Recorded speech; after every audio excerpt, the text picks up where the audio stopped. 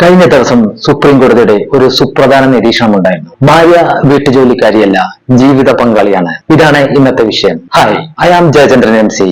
Welcome to my another informative video.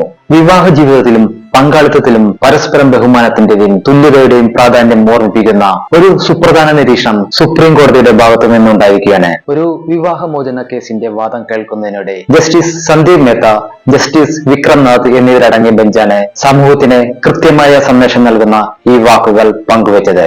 U are not marrying a maid, you are marrying a life partner. നിങ്ങൾ ഒരു വീട്ടുജോലിക്കാരിയെയല്ല, ജീവിത പങ്കാളിയെയാണ് വിവാഹം കഴിക്കുന്നത്. കോടതി പങ്കുവച്ച പ്രധാന ആശയങ്ങൾ ഏതൊക്കെയാണെന്ന് നോക്കാം. വീട്ടുജോലികൾ എന്നത് സ്ത്രീയുടെ മാത്രം ഉത്തരവാദിത്തമല്ല, ഭർത്താവും അതിൽ തുല്യ പങ്കാളി ആകേണ്ടതുണ്ട്.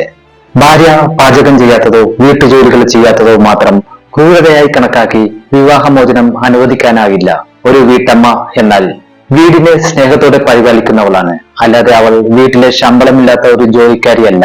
ശ്രദ്ധിക്കേണ്ട ഒരു കാര്യം, ഇതൊരു അന്തിമ നിയമവിധിയല്ലെങ്കിലും കേസ് പരിഗണിക്കുന്നതിനിടെ പരമോന്നത കോടതിയുടെ ഭാഗത്തു നിന്നുണ്ടായ ഈ വാക്കാൽ നിരീക്ഷണം ഓരോ കുടുംബത്തിലും പുലർത്തേണ്ട ജനാധിപത്യ മൂല്യങ്ങളിലേക്ക് വിരൽ ചൂണ്ടുന്നതാണ്.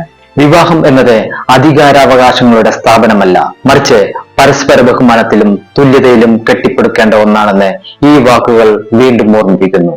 വീണ്ടും ഇതുപോലുള്ള ഒരു ഇൻഫർമേറ്റീവ് വീഡിയോയുമായി കാണാം. Thank you.